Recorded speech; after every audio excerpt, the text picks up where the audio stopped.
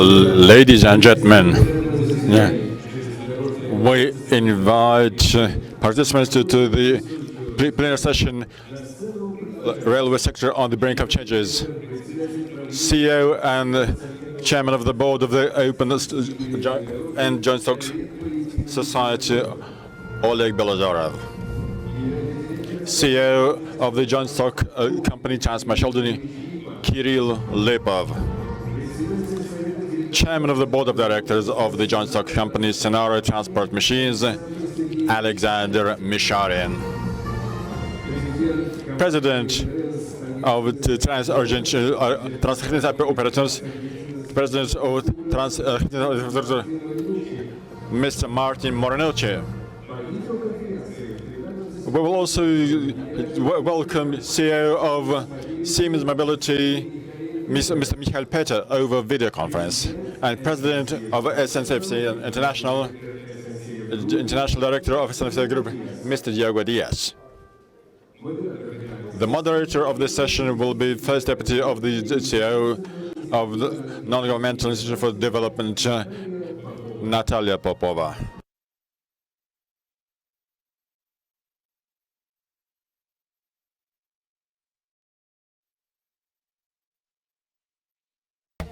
Good morning, dear colleagues and dear speakers.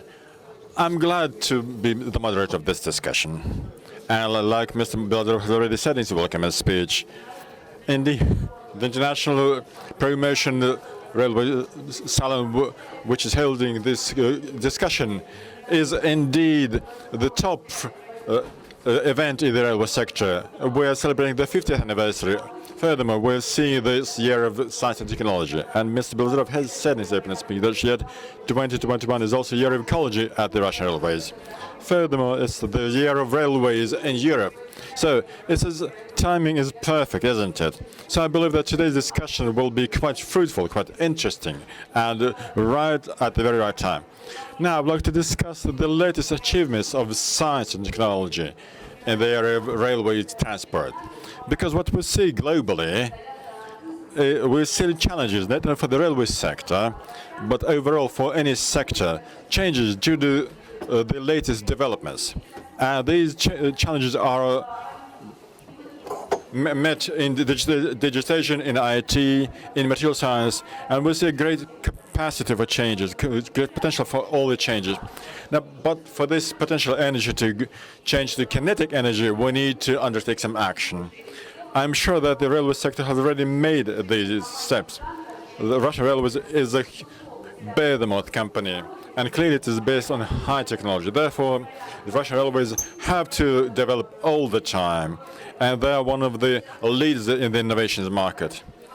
Their developments are designed not only to improve the railway sector, but in general to be applicable for all the users, for all the simple people, for all of us here, those who use railway transport. Because we should not forget that the length of Russian railways is Europe's largest, and we have the longest railways which are electrified. It's many dozens of thousands of kilometers, which already determines the environmental agenda. The Russian Railways have outlined their priorities for development until year 2050. I attended the pool of experts the other day. It includes the railway infrastructure, which includes the automation, telemechanics, electrification, power supply. It also includes new projects to management, new business models. I think we will touch upon them. Multimodal transportation, transportation as a service, the rolling stock. And we see here that we need to decrease the carbon footprint. But what is going to determine the development of this sector for the coming 10, 20, 30 years? This is what we're going to discuss today. I suggest that we begin with a small interactive session. You will see the QR code on the screen now. I ask you to scan it and to answer the questions which will be asked. Please select just one option. The questions will be as follows. Yes, you can already show the QR code. We're going to start scanning it, and I will read the list of questions that you're asked to answer. So, the liability of business should be made harder. Climate regulations. growing competition from other modes of transport, the lowering of the traditional cargo base, changes of transportation routes, and agglomeration growth and high-speed communications. I haven't been able to scan the QR code, unfortunately, but I will not be able to see how you voted, unfortunately. But overall, I expect what the results can be. Which answer will be the most popular one? I will have to ask the organizers later on whether my opinion coincided with the opinion of the majority in this hall, or those joining us online. But while you're casting your votes, as soon as how you cast your vote, you will see options on the answering options on your smartphone. But innovations have been growing exponentially over the past 20 years. We've seen more innovations introduced in the past 20 years than were introduced in the past 100 years. And what has been introduced in the past 5 years is more than introduced in the past 20 years. In addition to the comfort of the user, high-speed communications, and safety, what is also important is that we're coming to responsibility. Those who make decisions are responsible for the decisions they make. Not only transportations, but also consumers. We're going beyond blind consumerism. We now select in a judged way the mode of transport and how environmental-friendly a particular transport is. So I'm going to ask the speakers how they voted. But my first questions would be to Mr. Oleg Belozerov, CEO of Russian Railways. Now, as I was getting prepared to moderate the session, I've been reading a lot, and I see that the Russian Railways, and you mentioned this in your speech, Russian Railways have achieved great results with respect to sustainability and environmental friendliness. In accordance with the estimates of the International Energy Agency, Russian Railways are world's #1 with respect to energy efficiency. What I find particularly well is that Russian Railways are less than 1% in the total greenhouse gas emissions. So, your plan is to, you already reduced your GHG emissions by 48 emissions as opposed to 1990. So, in the course of the environmental strategy, you intend to extend the length of electrified lines, to increase the energy efficiency, and to use renewable sources and alternative to fuels. So my question is a bit tricky. And now that you have already reached your KPIs, why invest more in ecology? Is there any long-term idea? Well, I'm sure you have this long-term idea, but could you share this long-term idea with us? How will your company look in 10 to 20 years down the road? Natalya, thank you.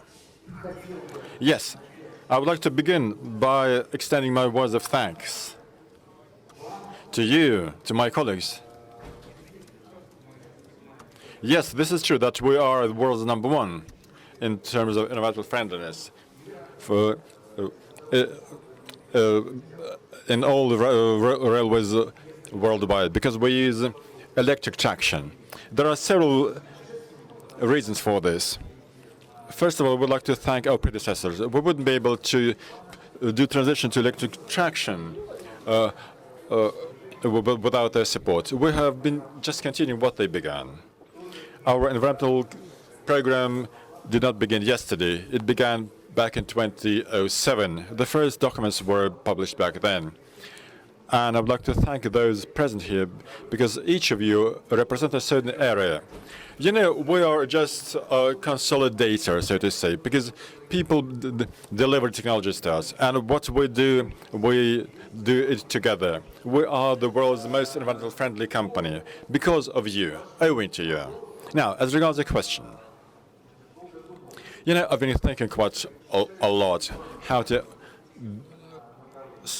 to develop our strategy. You know, I believe that railways worldwide will be influenced by the climatic regulations getting harsher and harsher, the requirements on business responsibility, and the consequences of these two developments. But as for the Russian railways, what we find very important, and I would think this is a top priority, that we shouldn't focus on ecology. we have been able to solve this quite successfully, step by step. But for us, it is important to focus on changes in transport routes. We see that the routes have changed fundamentally in the past years. In the past, we saw that transport routes would go westwards. But in the past years, among other things, owing to the latest environmental decisions and this West to Asia transformation model, we have seen that more and more cargo have been going eastwards. We don't produce anything ourselves. We depend only on those who dispatch the cargo. And we see that the cargo has been going eastwards more and more. So we believe that Russian railways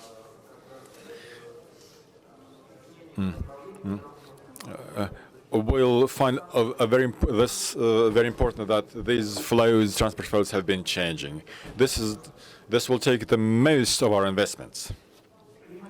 As for the climate challenges, in general, it is the most important one, the most long-term one, and we will have it forever with us.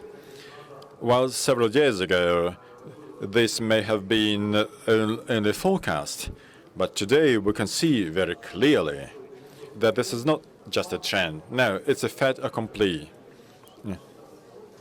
And as the President of Russian Federation said, year 2021 is absolutely unique with respect to the number of challenges that Mother Nature has been giving to Russia. Wildfires, high temperatures, droughts. And then if you look at other regions, I mean, at the map of the Russian Federation, although this means several thousand kilometers, look at Yakutia, look at the Transbaikal. We see floods there. Maybe this is due to climate changes. Experts have been saying that this is also caused by changes in carbonization levels. I believe that this decarbonization trend is now very clearly included in all our areas for development. And now those areas that can adapt very quickly to this trend and will take the leadership in this respect will be getting the most competitive advantage. What has been raising greatest concerns is the time it takes for energy transition. What is energy transition? What is reliability? Now, this is another big question mark. This year has also made us think about it. Or renewable energy sources. Are they good? Well, yes, maybe they are, but there's a difference between CapEx, OpEx. But that said, if there's no wind, if there's not enough sun, what we can see that there are quite significant problems out there. And talk about the ESG principles, that is sustainable development in the energy sector. Providing energy to present-day transport is important. If there's sun, if there's no sun, if there's wind, no wind, still humans need to be protected, need to feel that they are protected. And this is another major challenge. If we consider that 60% of cargo transported by Russian railways are related to the carbon footprint one way or another, which means there's another major challenge. And it is very important for us to find a way to be transformed, to do our transition using our cargo base. Still, the development of the eastward transportation, and I would like to remind you that we've been developing the eastward area, and the main cargo in this respect is coals. I'm deeply convinced that transport proper and Russian railways will be able to do transition to clean technologies very quickly. We see this. We have been seeing this research in this respect, investments, but it will take close work with our cargo dispatchers and to identify the priorities. You know, I believe that the transport will change too. I've said on many occasions that this generalization will influence container transportation, but this container transport will change completely. the containers will be in the focus of the transportation process. It will be taken into account. It will interact with the modes of transport, and the container proper can be considered an element of this intermodality. Or maybe we'll see a green container. As regards electric propulsion, we've been working on this for quite some time, but this is not a magic pill. I fully agree with you that we need to look for new opportunities, and we've been doing this. Hydrogen, for instance, or we need to use batteries more actively, but also other areas, such as gas engines, for instance. We continue working together to develop the hydrogen topic in the island of Sakhalin. I would like to thank my colleagues. You know, I'm pleased to be speaking on behalf of the Russian Railways to thank my colleagues, but this is the experience that we have been accumulating together with our colleagues from the machine building sector. And we see how their production has been changing, very dynamically changing.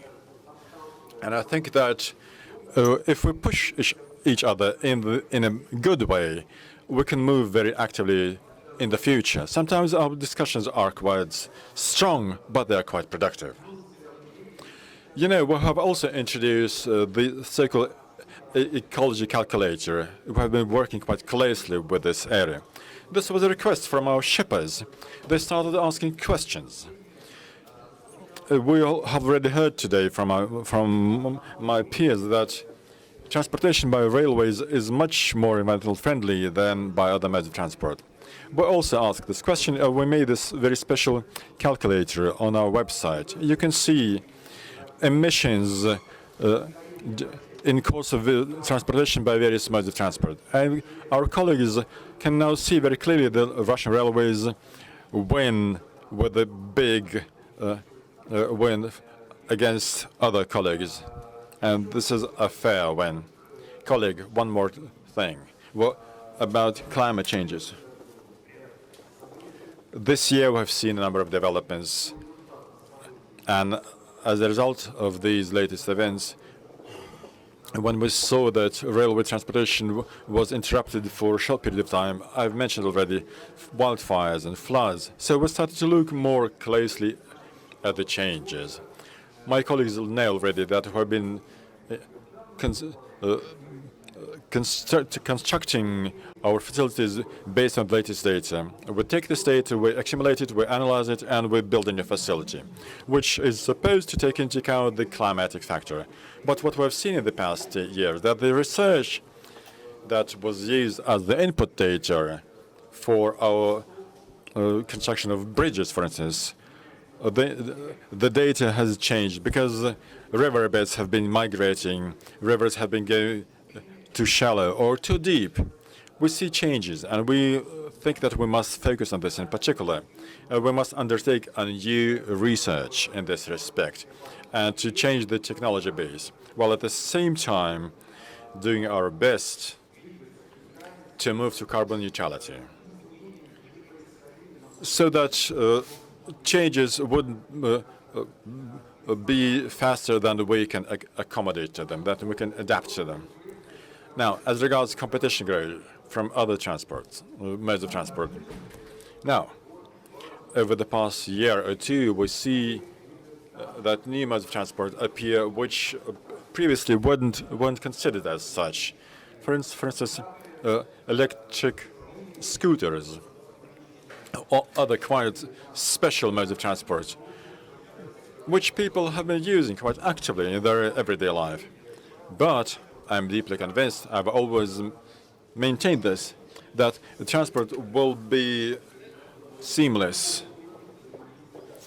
All the modes of transport will interact, and the competition will be not in between the modes of transport, but competition will lie in the platform. It may be a digital platform, and we will see how this seamless service will be presented. Whoever chooses the best, the the best way to offer this seamless service will be the winner. I would like to remind you one more time that the most challenging problems for railways, for transport, will lie in teleportation. Now, this is where we're going to see a fundamental change, but this will not be tomorrow. Maybe some competitive advantages will change. For instance, we've seen unmanned communication, unmanned transportation, and the railways will compete with motor transport over longer distances. Well, previously we were talking about 500 and 900, maybe it will now be 1,500 kilometers. Cargo base, it seems that this is crucial element, and here we must move towards containerization, because if we divide, and I'm absolutely sure that division of labor in the world will change, but transportation of freight will be necessary, and hence universalization will be container, not big bulks and volumes, but small portions, small lots and batches, and absolutely quickly. And this seems to be the oncoming challenge, and we need to adapt ourselves, and this will be our competitive advantage in relation to the growth of the metropolitan areas and growth of the high-speed rail. The speed will be in demand in the future. Everything that is fast will be clearly demanded by the passengers and shippers. At the same time, railway transport, and we're absolutely sure, we can see it in Moscow and other cities, due to our forerunners who laid the foundation and did not remove railways from the cities. For us, for a time, it was a serious question, and we see that railway is noiseless, environmentally friendly, and people prefer to move above the earth, not too high, but above the earth, and this is comfortable to us, and railway has all advantages. We will adapt to any urban system, monocentric, polycentric. With small distances, railway is exactly transport for the passenger future.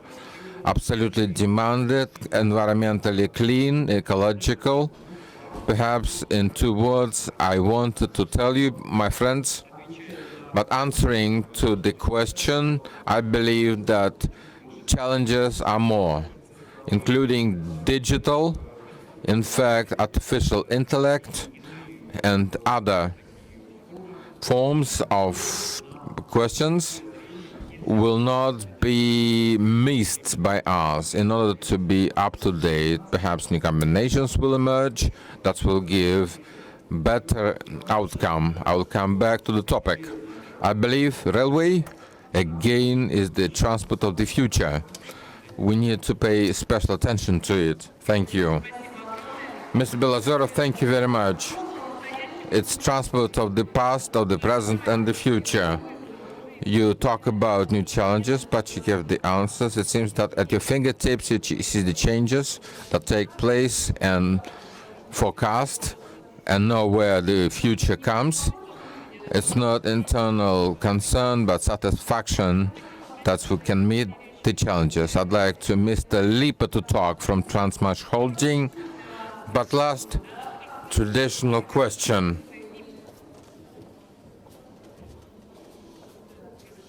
What happens, the automatic switch on,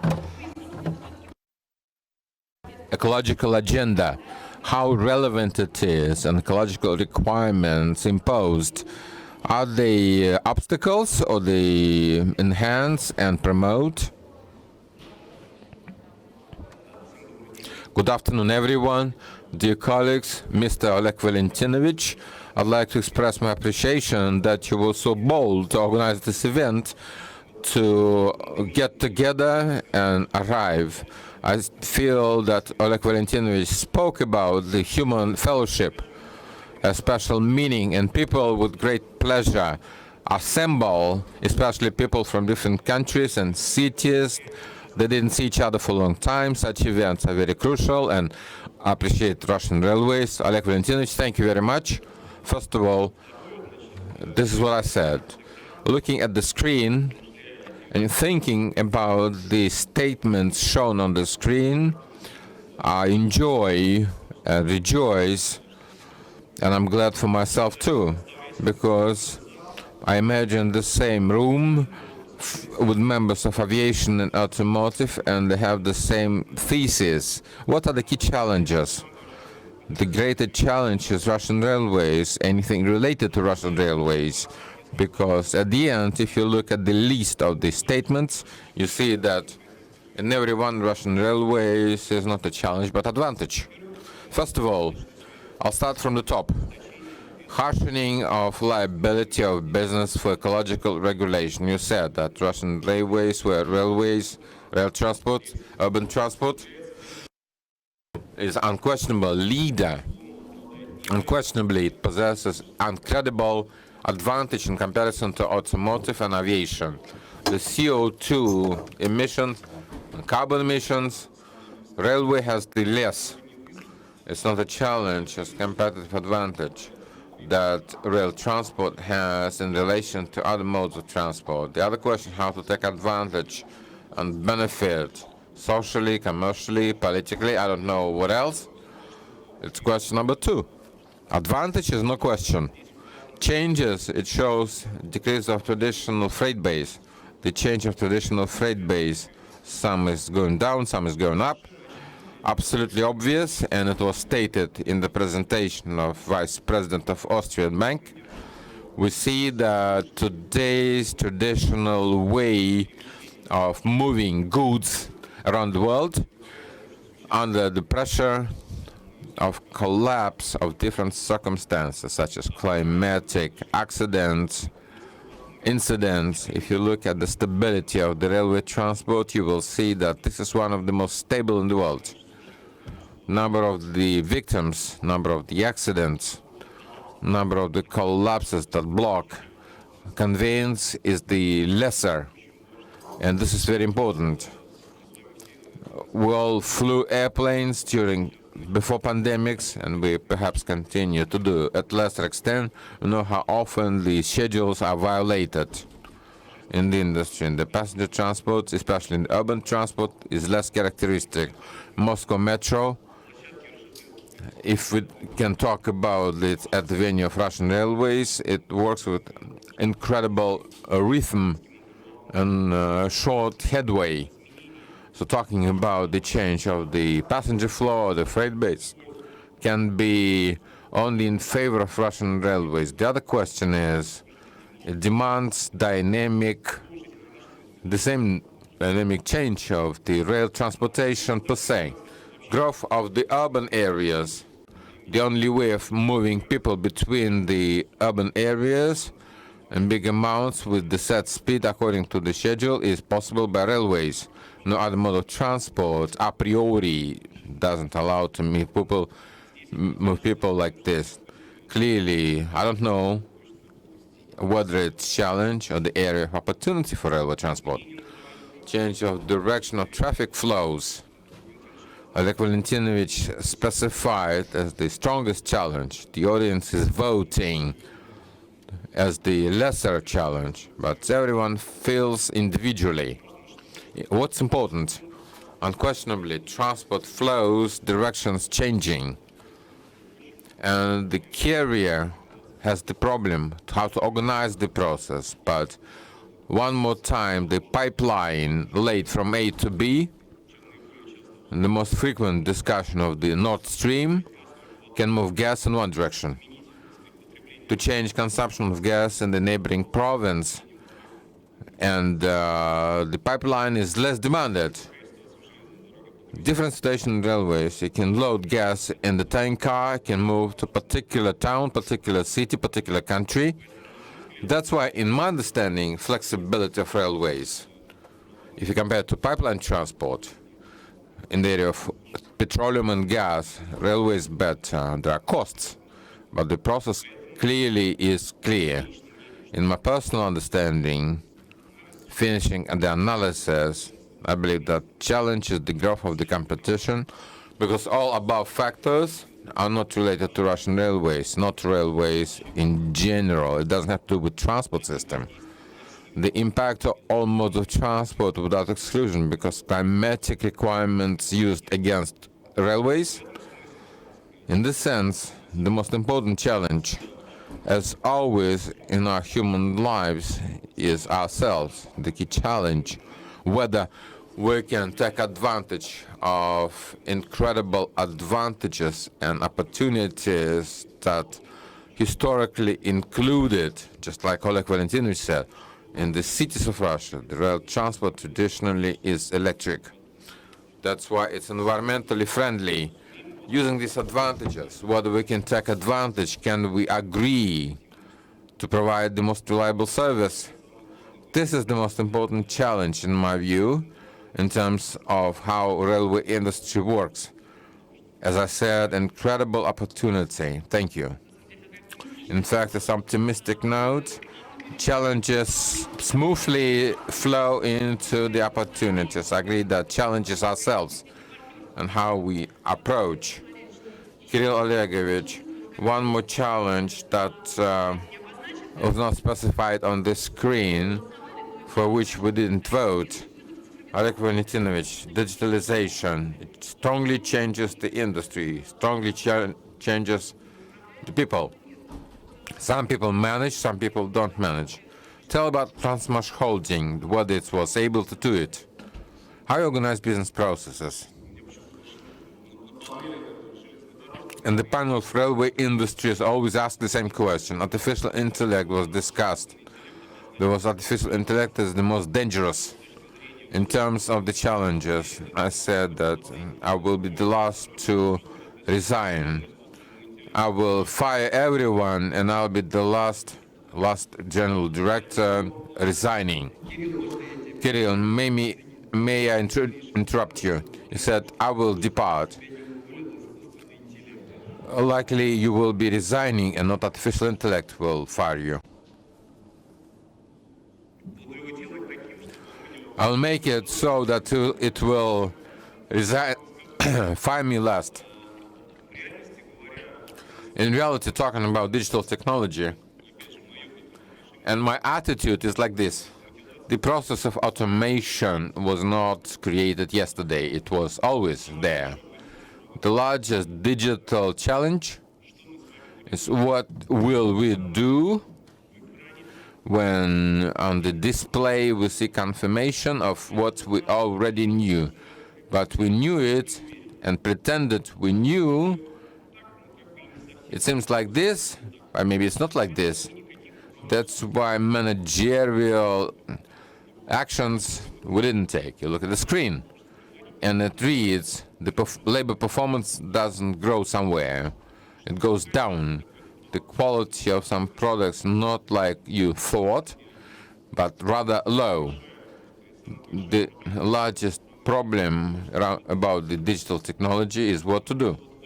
Because at this point, you should say that you're not quite sure, and you need to check again, but don't have chance. And it reads like this. Before you, we have objective.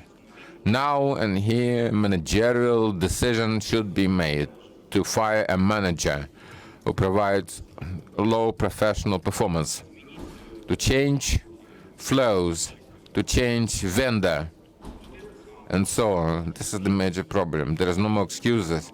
There's no justification. In my view, this whole story with the digital technologies is like this. When we think about it, we think that digital technologies is for us, but in reality, digital technologies is not for us. It's in the name of transparency and information conveyance, and information that yesterday on the way was changing during conveyance. At the moment of implementation, didn't change. And the blockchain is exactly for this purpose. The data will not be distorted. They will not distorted, not others. They will be not distorted by ourselves. How we do it, how we travel. With Oleg, we exchanged opinions. We'll be recognized in face masks in metro. We'll be seen going somewhere, buying something, talking to someone. All this information will be accumulated, and people who analyze it will have challenge how to make a choice and make managerial decision. In our team, Transmashholding, what I'm thinking about, will be known in so much detail, it will be difficult to explain to Oleg Valentinovich about the questions that he mentioned. As for firing, don't worry. But I don't think we don't have to worry, because what experts have been saying that this will put low-skill jobs at risk until year 2030. And then, if we look at people with greater skills, people who make decisions, they would be less liable for being displaced by AI. But there's a chance that AI will make decisions for them. But the mid-level personnel will be at the greatest risks. Because as for low skills, these people will have to work manually. But everybody working in logistics, operators, machine operators, they would be at the greatest risk. Okay, we have heard the opinion of the transporter, then of the machine builder. Now I would like to ask Alexander Misharin, the chairman of the board of directors of the transport machines scenario. Clearly, you're not representing a machine builder, but you spent a lot of time at the Russian Railways and the Ministry of Railways. Yeah, so you can see challenges from two perspectives. What would be the most important challenge to you? And what challenges are not as relevant as they used to be? Maybe we should even stop using certain technologies. Yes, thank you. Good morning, dear colleagues. And good morning, Mr. Belozerov. I would like to thank you for the opportunity to speak here, to share with you my opinion, my views, the very important area of development of Russian railways and the railway sector in particular. We have already heard today that the Russian railways deserve to be one of the world's leaders, and we can take a pride in this. The Russian railway transport is unsurpassed worldwide. Let's take at one indicator in particular. In terms of cargo turnover, we are the world's top, despite the fact that China is one of the greatest world economies. This can demonstrate the level of technologies we're using, the scope of work that we have been implementing. Now, I would also like to continue what Mr. Belozerov has said, and my colleague Kirill. You know, I believe that the challenges are as follows. How can we preserve, how can we keep our leadership in all these areas? Because, indeed, the whole world is focused on ecology today. Whether we like it or not, this is the main issue on the agenda for the years to come. Banks offer lending at beneficial interest rates. All government programs are focused on green technologies. Decarbonization, the carbon footprint, hydrogen, alternative source of energy, alternative fuels. And the Russian railways today have a great advantage in this respect. The transport strategy has been developed, and if we look at the emissions by all modes of transport, we see that Russian railways account for only slightly more than 1%, while they account for more than 80% of the cargo turnover, more than 30% of passenger turnover in Russia. What more proof do you need? So today, we're an absolutely environmentally friendly mode of transport. As regards cargo transportation, yes, indeed, we are also at a great advantage in this respect. And Mr. Belozerov already mentioned this. We have seen fundamental changes in the rolling stock production. Asynchronous traction, high-speed diesel motors, gas engines, gas piston engines. We have even decided to undertake this most difficult topic of locomotives on hydrogen fuel. But not on hydrogen fuels, but also hydrogen cells. which would introduce a fundamental change towards the locomotive business. Just think about it. Hydrogen cells is a locomotive on electric batteries, but only powered by hydrogen. And it will only produce oxygen and water. So, opportunities of this kind, they clearly give us a great outlook. And this makes us think, what do we need to do in the first place? But still, I would like to mention one negative thing. You know, yesterday, as I was flying on the plane, I was reading the draft for transportation strategy in the year until the year 2035. I was asked to give my opinion because it is now being discussed publicly. It's a 200-page long document, and it is now open for public discussion. Now, the service life of a cargo car today is 12 years. The service life of a passenger car is 17 years. The average service life of an airplane is 14 years, and the average cycle of a locomotive is 24 years. Only river ships have a longer working cycle. So this means that if we take into account all the opportunities that we see today, this enables us maintaining that the amount of funding investments in the rolling stock can clearly change. What will this give to us? Now, this is the next question. AI, digitization, etc., etc. Yes, we've been saying that it's not only about people. Clearly, it is about people because we need to understand what we can do with the machine operator, with the loco operator that will lose his job. But we can say that a smart locomotive becomes even smarter.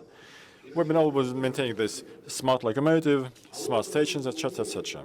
But the loco becomes even smarter. It has a machine vision. A locomotive is now capable of using the digital module. It will do all the diagnostics. It will diagnose the rolling stock based on the open survey approach. And second thing is control. So machine vision.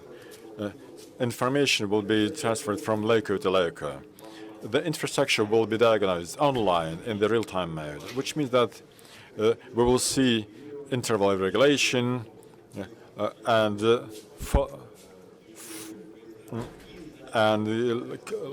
small intervals between trains, and the throughput capacity. All these challenges can be approached from a totally different perspective. This can all be solved by increasing the intensity, increasing the level of operation of the infrastructure. And we're not going to discuss this today, but still this is a very important question.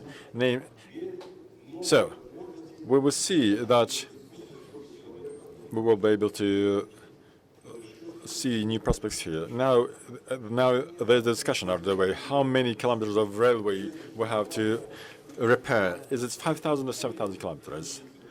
For instance, last week we saw to test that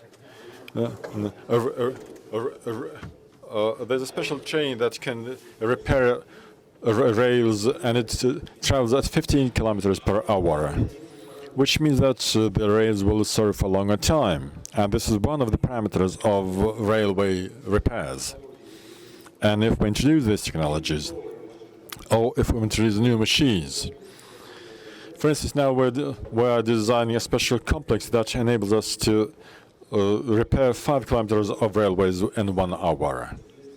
Now, the question is when we're going to introduce this, 2023 or 2028? This depends on how we set our priorities and our focuses. I'm sure that the Vostochny, the East Test Ground, will help us to solve this issue quite quickly. Are we going to transport coals? Yes, we will for the next 10 years, definitely. All the estimates show that China is going to use less coal, so will Europe, but India will use more, so will Southeast Asia. So, do we need to transport this? Yes, we will have to. Therefore, we'll need to distribute between cargo flows and passenger flows. This raises another favorite question of present-day managers: high-speed trains. Urbanization. 60% of carbon emissions falls on private cars in urban agglomerations. Now,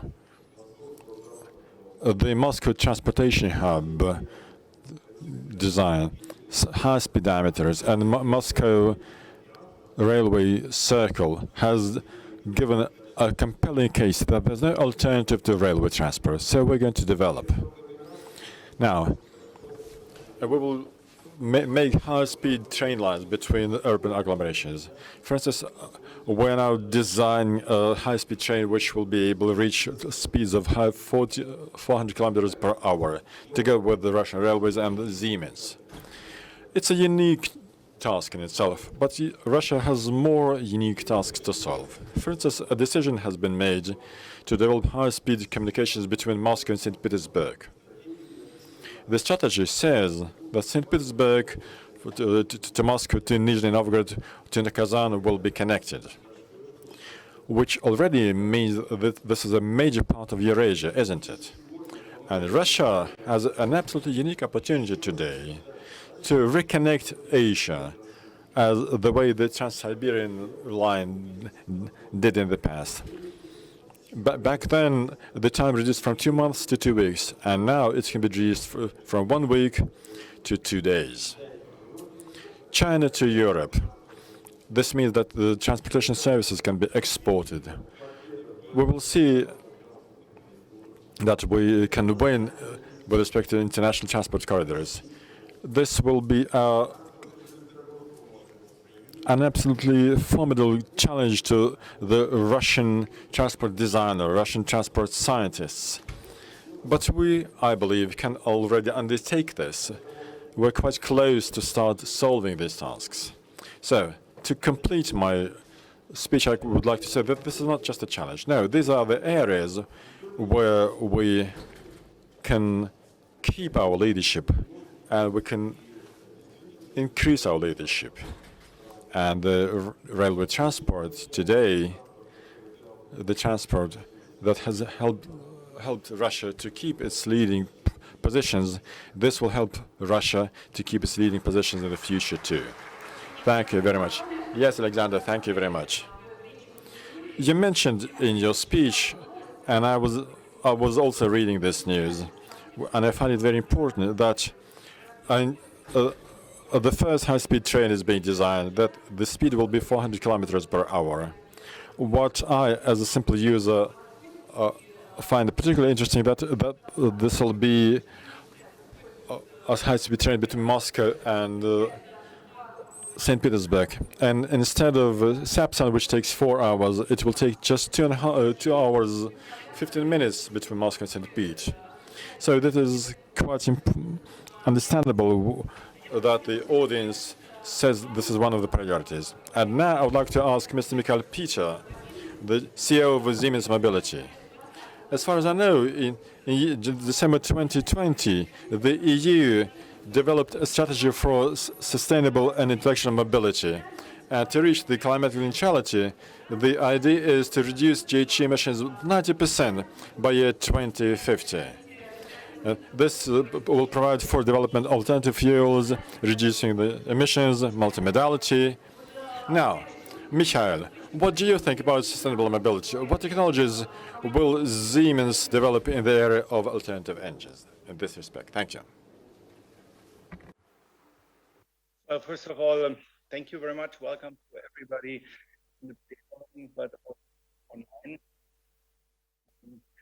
Thank you for giving me the opportunity for organizing the event to all of RTP, and thank you, Oleg, for asking me to open plenum.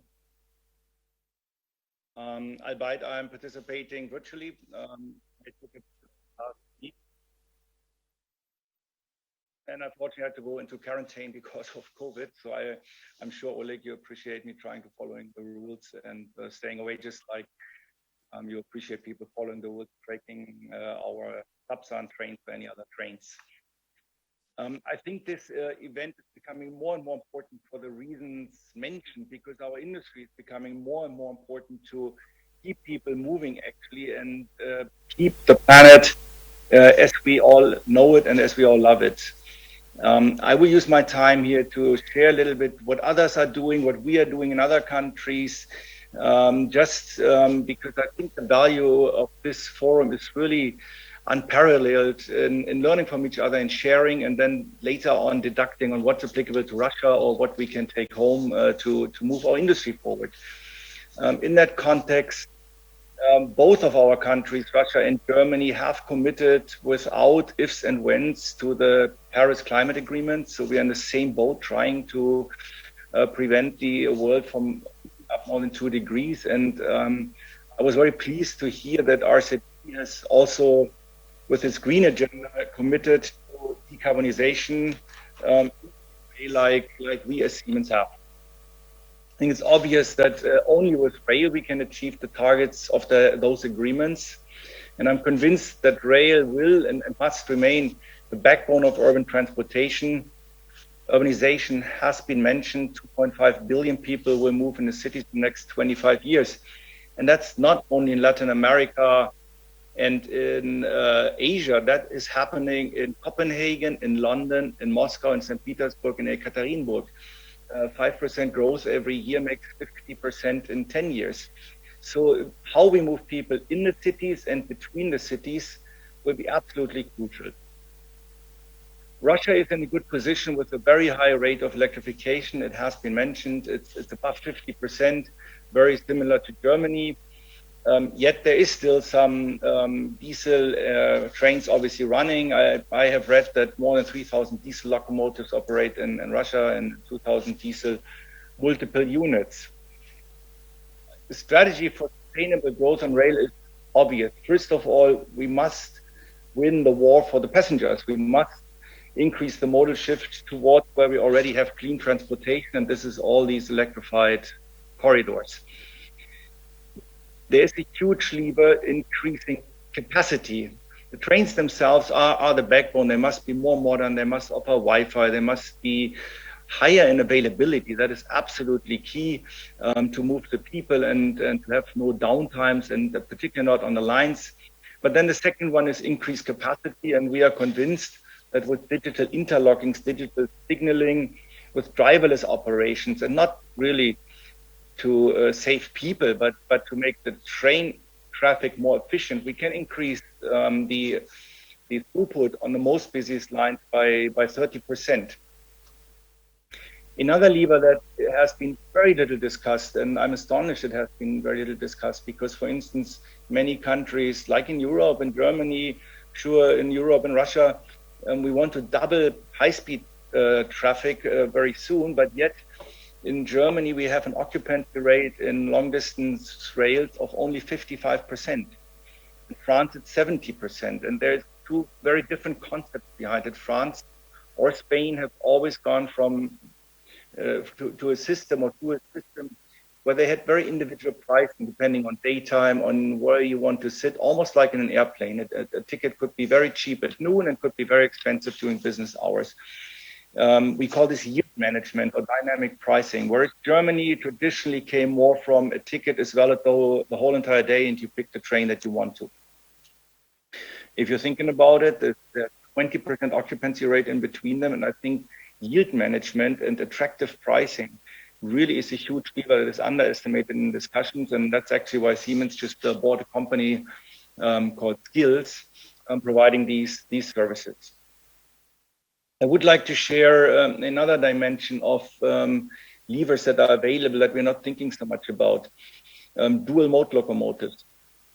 In Germany, diesel locomotives run over 50% of the mileage over the lifetime underneath a catenary line. So by just making the locomotive, electric locomotive dual mode, giving it a pantograph and connecting it, you can reduce CO2 emissions by 50%. And that's a very, very simple step. And if you think about it, 50% is the target we have for 2030. If every industry could that simply reduce carbon emissions by 50%, we would be very well off to achieve the Paris Climate Agreement, but we know very well it's not so easy for something like heating in the households. So these steps for locomotives must be taken because they're so easily doable and they can give you 50% in a day. In that context, I would like to also mention United States. They have only 1% catenary line. That's a horrible situation to begin with. But they have just bought from us 70 locomotives and 50 of them dual mode. Why? Because obviously this is a great path for migration going forward. You can now extend your overhead lines gradually, and you can already start using the locomotives where you do have overhead lines. So you're getting away from this chicken egg discussion that is paralyzing much of the efforts to reduce CO2. Do I first electrify the whole line and then I'm still running diesel underneath, or do I buy trains I cannot use? They have trains that can do both. So they can extend the catenary line, and wherever they do have catenary line, they can run electrically. So a great modus. And the second advantage, of course, is that at the same time they're going to dual mode, they also can go to hybrid locomotives, meaning diesel locomotives with a battery. So you can actually recharge the batteries when you're braking, and you can run up to 20 or more kilometers electrically, which is very nice when you go through urban areas and you want to avoid local emissions. But it also brings down, obviously, energy consumption, very much like what we know from the car industry in a mild hybrid situation. What has Siemens to offer for new technologies? I mentioned in the beginning, there is 2,000 commuter trains, I believe, in Russia under diesel. Obviously, the two technologies coming to mind is battery and hydrogen. We, from the very beginning, did not believe in a hydrogen technology that is inferior. The hydrogen trains you see on the market a lot today is mainly, I would call them rail buses, with a not very powerful drive. They can be used effectively in the rural areas. That was not the way Siemens wanted to go, because we strongly believe in platforms. Platforms like we have the Sapsan, or platforms like we have Lastoska in Russia. So our strategy was to take the Mireo train, which you actually see in the background of my picture here, that had been designed as a modular platform and has the optionality to exchange the propulsion systems, or let me say maybe more precise, to expand it. So it was designed as a full-fledged electrical train with full acceleration, can go in mixed operation, very high performance. And then you can add battery to it, and it becomes a Mireo plus B. This is a train that can run up to 100 kilometers electrically, so perfectly suited, for instance, when you leave the big cities like St. Petersburg, you have an overhead line on the first 10 kilometers, or even only in the station. So you charge the batteries very quickly without any additional charging infrastructure. You run to your destination 50 kilometers away, you come back and you charge it again. And you can even run in these big cities like St. Petersburg in mixed operation, because it has the same performance like any other commuter train that you have today. So you don't put up the schedule or anything. You just run out of electrification to the more rural area.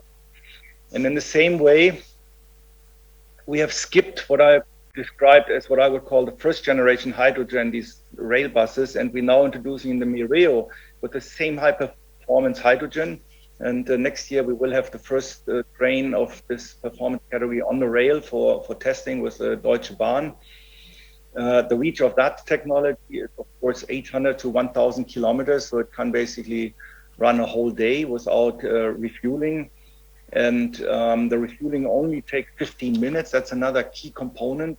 We really wanted to design trains that are completely equal. We don't want our customers to switch from an electrical multiple unit to an hydrogen, and then it's slower, has less acceleration, and needs 6 hours to charge or something like this. So that's why we went to second generation, and both are out there now to be tested. And of course, I would love to engage also in discussions. What of this might be applicable to RZD? Where are cities that I mentioned that are good use cases? Having described our commitment to sustainable solutions. Let me please just mention a few words of what we see in Russia. As you're aware, we are committed to our presence in Russia. We are having 1,200 employees in Russia, and besides our factories, we operate 10 service sites around the country. And we are particularly proud of our joint venture, Ural Locomotives, with Sinara, that has celebrated its 10th anniversary last year. And I think that's very important because we must recognize, of course, that Russia has specific needs. It starts with a gauge, but it also starts with the complete need for independence.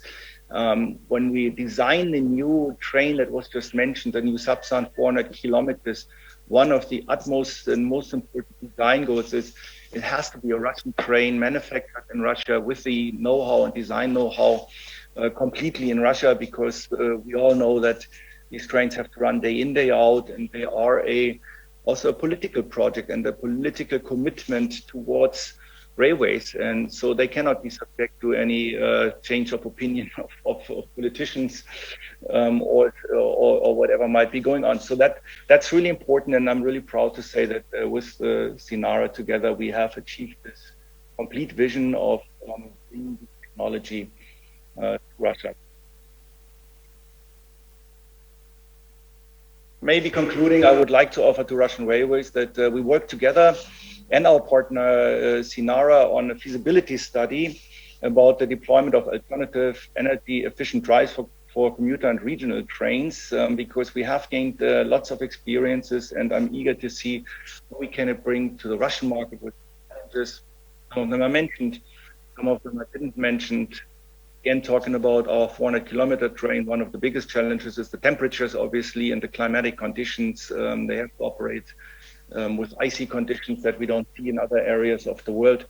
So it's always going to be a cooperation and a working together. And I think this closing, coming back to my opening statement, this is why I appreciate this forum very much. And Oleg, again, thanks a lot for the invitation.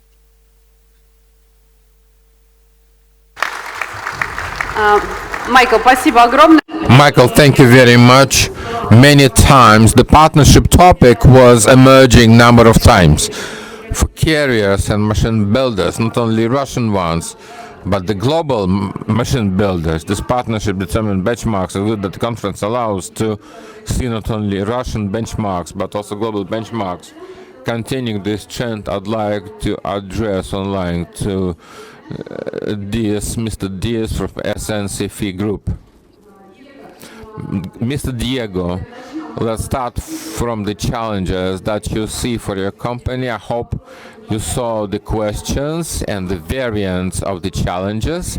I'd like for you to react, because in fact, continuing the topic of collaboration, RGD and SNCF, the operator in France, on the 26th of May of 2021, you signed the roadmap for the coming 3 years, and all the challenges that we discussed today was specified: the safety, design and service of the rolling stock, development of the green technologies that enable ecological transformation. I'd like to hear from you in your opinion.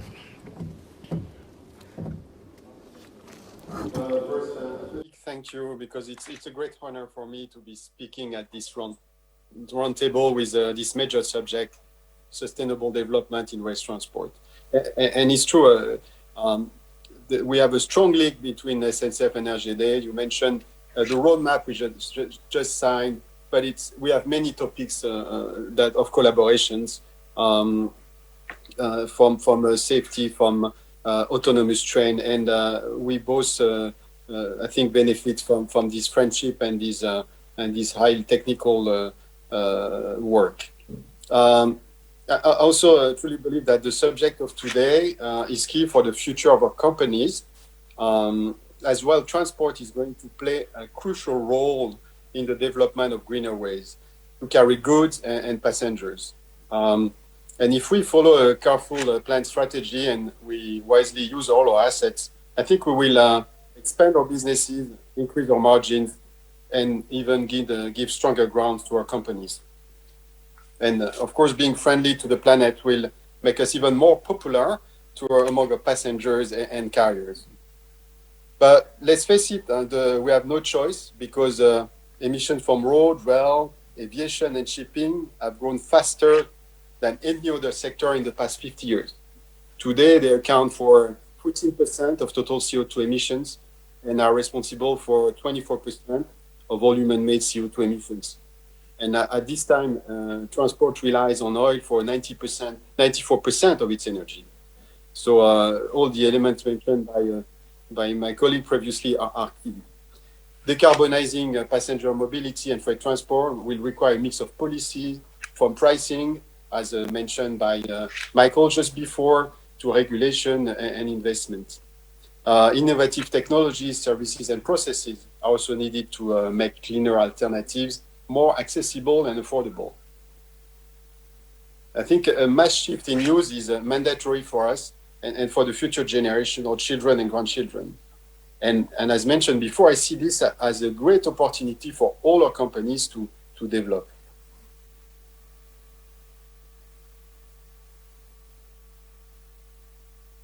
At SNCF, we have made this low carbon mobility a priority, and we've pledged to eliminate 26% of our scope 1 and 2 greenhouse gases emissions by 2030, and as well as our scope 3 emissions by 26% as well by the same date. The scope 3 is all the logistics, all our suppliers, so working together with the ecosystem that we work with. And also, I think one of the important role we have is to promote low carbon mobility and explain to passengers again and again what they can do for the world by taking trains. We regularly inform our passengers that by taking a train, they generate 95% less greenhouse gases than driving alone in a car. And this is the same for freight. If rail replaces road, we will get rid of 90% less pollution. And focusing on this, we have been looking at how to improve our rolling stock. And we are as well developing in our regional train and high-speed train energy meters, eco-friendly driving interface that help support the driver in reducing the consumptions and by optimizing braking and the engine automatic start system. And to improve our carbon performance, we'll be looking at running more mobility solutions on electricity and biofuel. We have been operating hybrid trains since 2020. And as a friend from Siemens explained, it's really key to make use of electricity as much as we can. We also have been starting to deploy hydrogen powered train starting in 2022.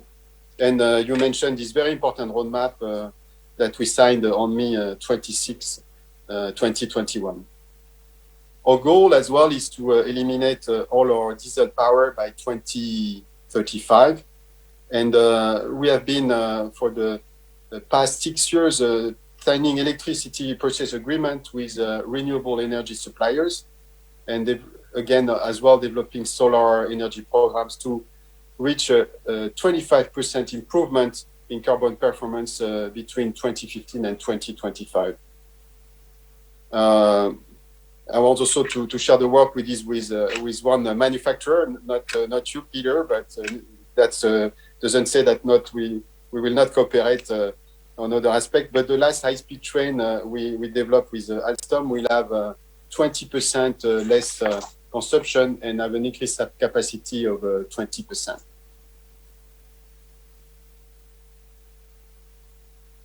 One thing it's important to underscore that we say the transport industry is responsible for 30% of energy consumption in France, but trains account for only 0.6%, even though they carry 10% of all passenger and freights. And we all convinced around here, but we have to carry this message that rail is an efficient energy solution for moving people and goods. And there is, of course, still progress in scaling up rail transport and looking at how we power rolling stocks. The focus is also looking at renewable energy sources. Green bonds were mentioned. We joined RGD as well. SNCF has been issuing green bonds as well as 100-year bonds, thinking that, we see that rail is here to stay, and investors have a trust in our industry for the long term. So, but we want that renewable energy sources, wind, hydraulic, solar, and more, will be our first choice for powering trains. And it's a challenge. We have to find the right balance to make the system work between profitability, affordable fare, environmental protection, and long-term infrastructure needs. As you know, trains, it's a system. It's not only the rolling stock, it's the whole gamut. And to increase our use of renewable energy, we have made a particular focus on generating our own power. We think it will, reduce purchasing costs and will safeguard our energy supply over the long term. You might not know it, but we're France's second largest property owner, and we're in strong position to work with industry and local government to put our considerable ground and rooftop real estate to good use. As an example, we have repurposed the disused SNCF facilities. In northwestern France, we installed a power plant in a 25-hectare property in Cerdon, and it came back to spring back to life in 2018, and now it generates enough energy to meet the non-heating energy needs of around 3,000 households. One other key aspect, and we saw it with the boom in e-commerce, is how do you transport goods? And by 2030, Europe roads could carry 1 million more trucks, generating an additional 80 million CO2 emissions. And that really runs compared to the 2015 Paris Agreement. So we joined 15 other freight companies that operate within Europe to form a Rail Freight Forward. And as a member of this visionary coalition, we're trying to increase the rail freight offer, promoting it. And we don't have, regretfully, the same share of freight in France as in Russia, but our goal is to reach the modal share of freight to 30% by 2030. At this time, we I think below 10%. One way to do this is to promote rail motorways. So we have some short ones. I say short one like Calais-Turin, and this will, as I said, reduce emission by 90%. But also the project. Freight project like Asia to Europe that were mentioned, and where our freight teams are working with the RGD team, are essential to have a strong impact on reducing emissions. I could address other aspects of our operation that we work on, like how do we recycle our rolling stock, how we make sure that nothing is lost. I mean, we're looking more and more in recycling. And being a strong member of what we call the circular economy. The benefit of it is not only to reduce pollution and make us more sustainable, but it's also creating a lot of jobs, which is, as a service public company, one of our mission in a way. So as a conclusion, I would say we really can and must quickly prepare for the consequences of the challenges brought by climate change, biodiversity collapse, and life-shortening air pollutions. In France, 48,000 people die from air pollution. And that's not only a human cost, but also a financial cost for the society. And COVID-19 has shown us that we can be more frugal in our consumption patterns. And we need to apply some of these lessons to accelerate a fair, low-carbon recovery. And that means to integrate systematically environmental and sustainability consideration in our work and our strategy, and in all the investment plans that are being built for the future. I'm convinced that rail transport and the whole industry, from operator to manufacturer and all elements of the supply chain, will be key players in helping to save the planet. And I'm happy to be working on this with all the people around this round table and in the room. So again, thank you for allowing me to speak today.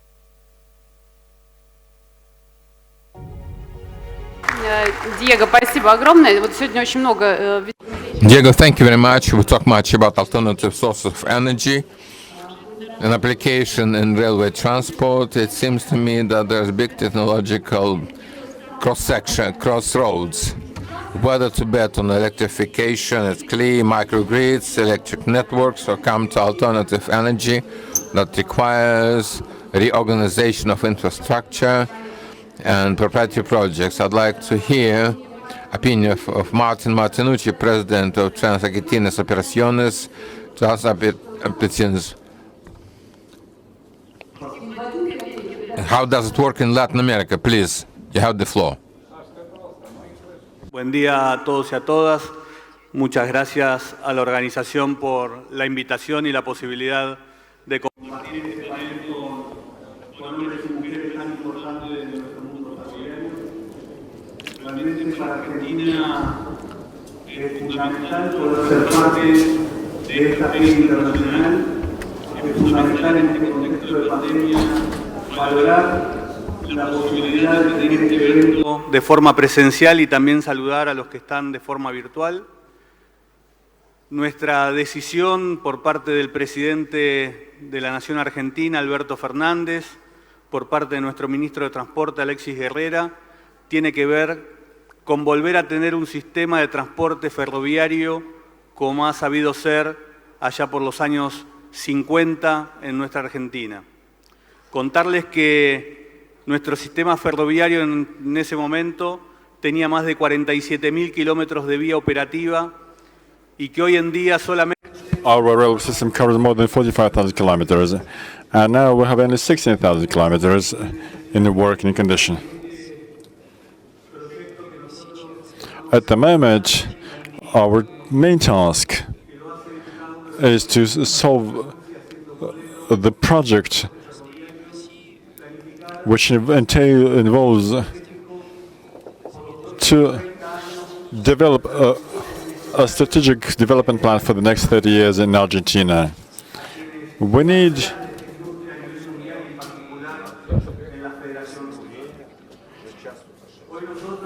our supporters. We would like to cooperate with our partners in the Russian Federation. Things became more difficult in the year 2020 when the pandemic broke out.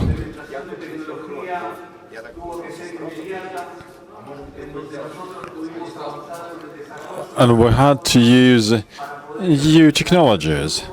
These technologies enabled us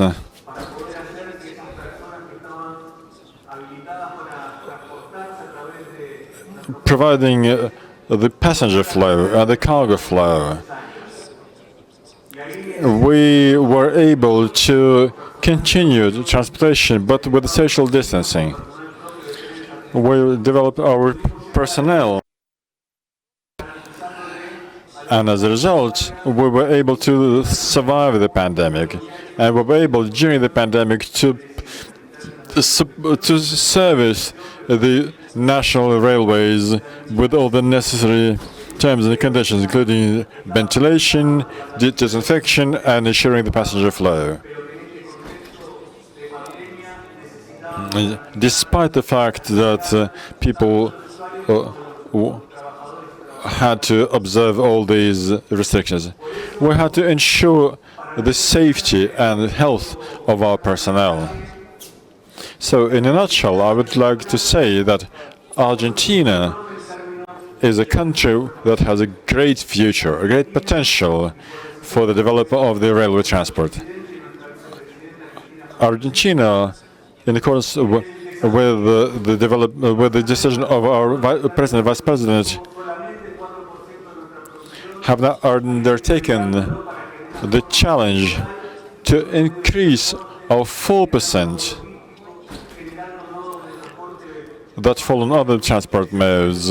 We are now designing new transport hubs, new logistics hubs, and we intend to resurrect our railway system that will meet our tasks, our challenges. So I wish you that the private and public companies in the Russian Federation act as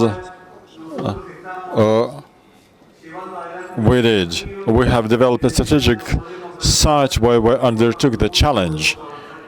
The challenge which we're going to cope with if we create a wider, federal-based system that we had back in the 1950s. Thank you. Thank you very much. Мартин, спасибо огромное. На самом деле, да, интересно было посмотреть видение различных стран, да, на те технологии, которые они внедряют в новые решения. Yes, Martin, thank you very much. We will see lots of technologies. Now, I would like to ask the people from the first row, you second from the Institute of the Problem National Monopolies.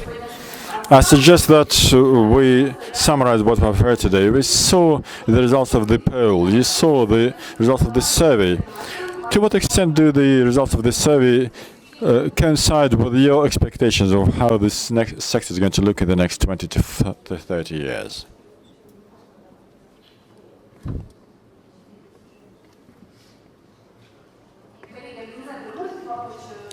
Organizers, could you please help set up this sound? All right. First of all, I would like to thank you for the opportunity to speak at this very representative forum. Now, as regards my replies to your questions, I believe, and my opinion is based on our research at the Institute, that of all the challenges that the economy of Russia is facing and the Russian railways are facing in particular,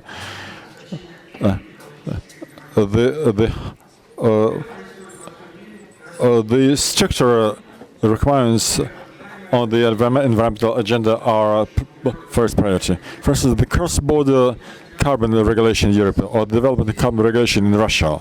All these factors are going to encourage the technology redesigning in various sectors and will definitely result into qualitative changes in the economy at large. As for corporations, they will have to become to use their best efforts to become more attractive for investors and to become more competitive. We at our institute have prepared an analytic review of the global market of rolling stock. We prepared this review for this salon. This review includes a special sector on the experience of reducing the impact on the environment by the world's leading companies.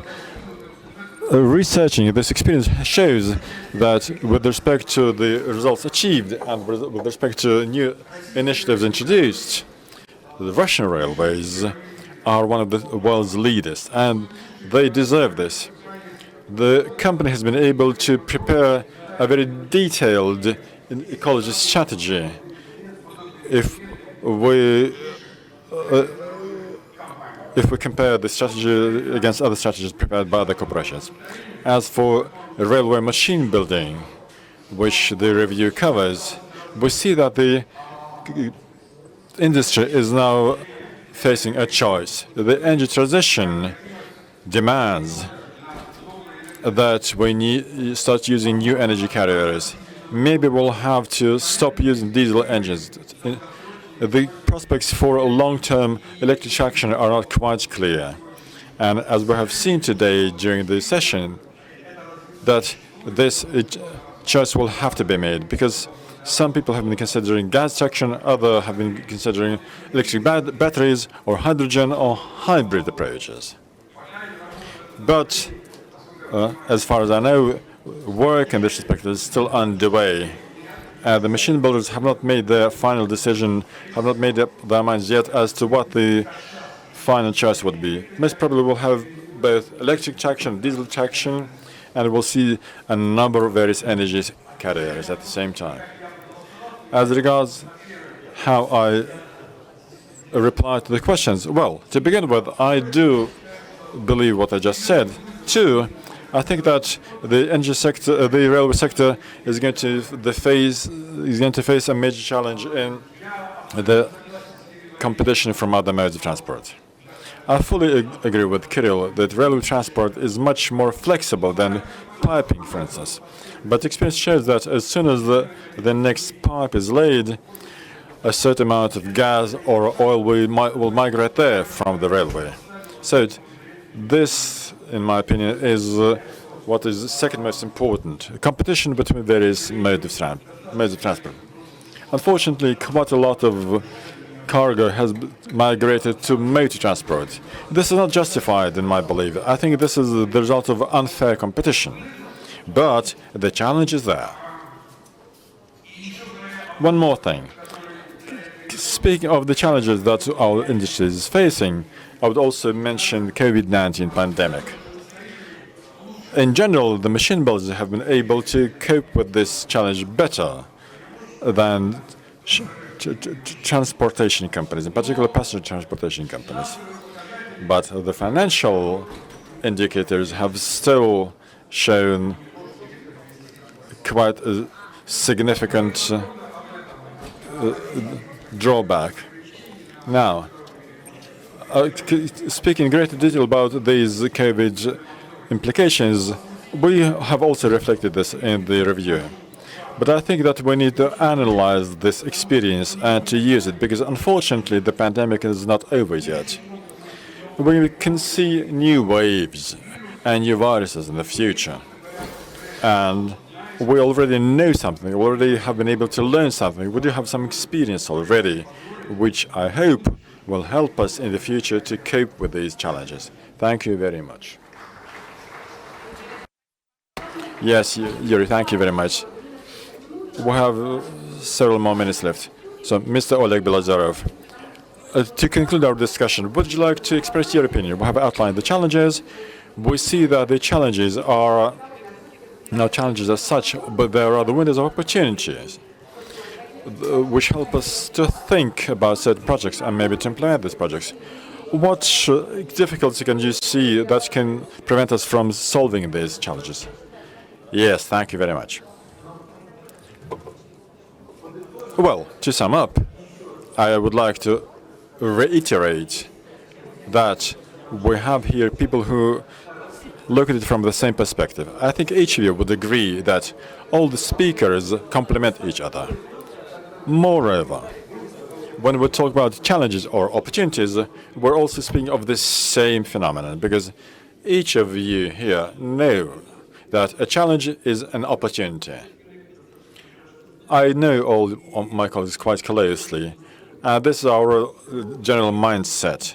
This is precisely why I'm convinced that any challenge that appears, we will definitely cope with it, because we know how to solve it, or even if we don't, we'll definitely find a solution. Because there's this conviction, this railway conviction that all the challenges must be solved. This is our mindset of all the people here. Furthermore, it takes us less and less time to react to the changes in the world. We know how to react. Any new phenomenon, and you also know this, you work with us, any new trend which we see worldwide has already been analyzed by some of you in this audience. And this is why we're absolutely certain that this great railway ecosystem will help us to create better conditions with respect to sustainable development or environment preservation. So I would like to extend my greatest thanks for participating in this session. Yes, Mr. Oleg Belozerov, thank you very much. You know, the partnerships you've been mentioning, they exist not only between your colleagues here on this stage, but we have also heard about partnerships on the part of the consumers, the innovations. They are inevitable for any company, not only with respect to taking new niches in the market or to maximizing the profits. No, we are talking about long-term solutions. These technologies must be as safe as possible, as comfortable as possible and as environmentally responsible as possible for the user. Furthermore, the changes that we have been discussing today, and we have done a really visionary attempt today, well, we see that the future is already here. These innovations that our railway partners have been implementing, we're already on the right track. We're already moving to this bright future. So I'd like to thank all the participants. I ask my guests to stay in this audience because we're going to see the ceremony of signing the contracts, signing the agreements. Yes, Natalya, thank you very much.